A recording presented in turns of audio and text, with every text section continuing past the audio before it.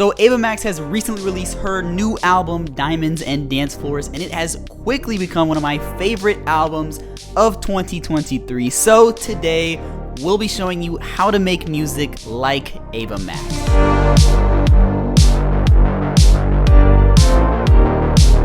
So Ava Max's sound is very influenced by mainstream pop, but it's also influenced by dance music as well. We see this with her collaborations with artists such as Tiesto and Alan Walker, so we know she's not afraid to stray away from interesting and unique sounds that we hear a lot in EDM. So today we'll be looking at a track that was inspired by Ava Max, and as always, I'll have a link below in the description so that you can download the stems for free so that you can take a closer look into this track. So pop music usually resides around 120 BPM and focuses on 4 on the floor beats. This is where your kick is placed on every beat and your snare lands on 2 and 4.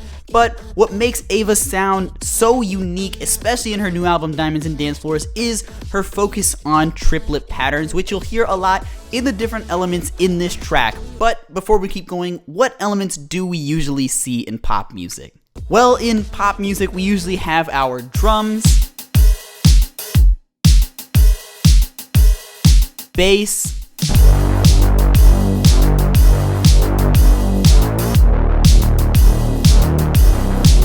keys,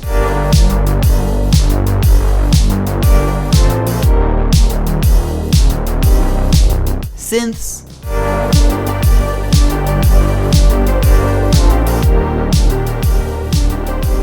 and vocals, but for today we're going to be focusing just on the instrumental. So if you want to hear this track finished with vocals, be sure to follow me on Instagram so that you can stay in the loop and know when this track gets finished.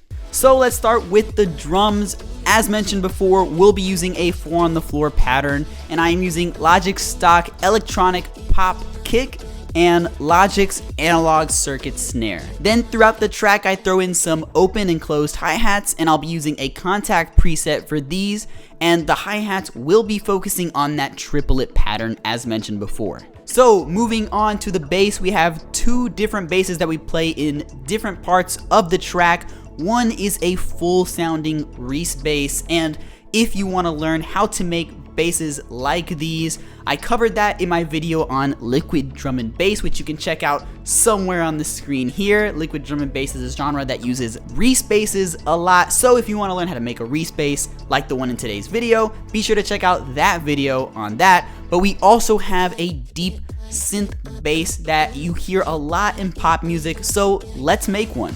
Alright, so here is how you can make a pop synth bass for yourself in Serum. So the first thing we're going to do is make sure oscillator A is on, and we're going to change that to a basic shapes. We're going to move it up in the wavetable position and crank up the unison just to 2. Now we're going to turn on oscillator B and do the same thing. So select basic shapes, move it up in the wavetable position, but this time we're going to move it up to around 12 to 13, sounds good for this kind of a sound. Then we're going to turn on our filter, making sure it affects oscillator A and B.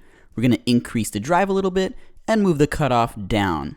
Now you can use MG Low 12, but I kind of like MG Low 18. It's a little bit more of a harsher cut. Now this is where the sound gets interesting. In LFO1, we're going to change it like so. And we're going to change the LFO mode to envelope, and we're going to assign it to the cutoff of our filter. Now we're just going to crank it down just a little bit.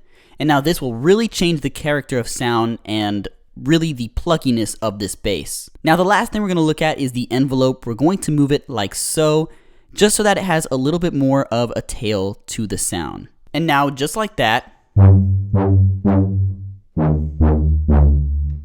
you have yourself a pop synth bass. Alright, now moving on to the keys, I used a preset in Serum, and I've created the chords based off of the root note of our bass line. And I'll be using one of my favorite tricks where I duplicate these bass line notes and I move them up to different scale degrees of the scale. So as you can see here, we're in the key of G minor, so we're going to move up to our thirds, and we're going to move up to our fifths, and you can experiment with different placements of these notes until you have really full sounding chords like these. Now for synths, the big thing that you have to keep in mind when making pop versus EDM, for example, is that your synths and your vocals usually tend to compete. Now if you try to make a really full sounding lead synth like EDM and then try to throw a vocal on top of it, they might clash, and that's not really good for what we're trying to go for in this track. So instead, we're gonna try to focus on synthesizers that are a counter to the vocal or support the vocal in some way. One big thing to look out for is that synthesizers usually occupy the same frequency range as vocals. Now, if your synth and vocals start to compete or clash in some way, a cool place to look is around 4 to 6 kilohertz. Usually that's where the bulk of a female vocal, for example like AVA Max's vocal, usually sits, and if a synth starts to compete with that, before taking out the synth or lowering the volume, try reducing those frequencies first so that you don't lose a lot of the elements that you had before. Now, looking at the synthesizers we have here, the big thing that I focus on are the triplet patterns as mentioned at the beginning of the video, and we're also going to play around with how we come up with the melodies. So a few things that I like to do when I come up with melodies are two things. One is playing around with triads, with chord triads. For example, if we have a G minor triad, like we have in this synthesizer here, we're just moving that 5th note on the top. So instead of going G, B, and then D, we're going G, B, D, then G, B, D, F, then G, B, D, E flat. So play around with different notes in the triad, start extending, start using different notes. And then the other thing that I like to do is using different intervals with different scale degrees. So in our second melody, we're going from G, which is our 1st scale degree, down to F, which is our 7th. And then we're gonna jump up from G up to a D, which is actually the 5th. So G to D, for example, is a very popular interval you hear in a lot of melodies, so be sure to experiment with different triad voicings and different intervals to start making your melodies sound a little bit more unique.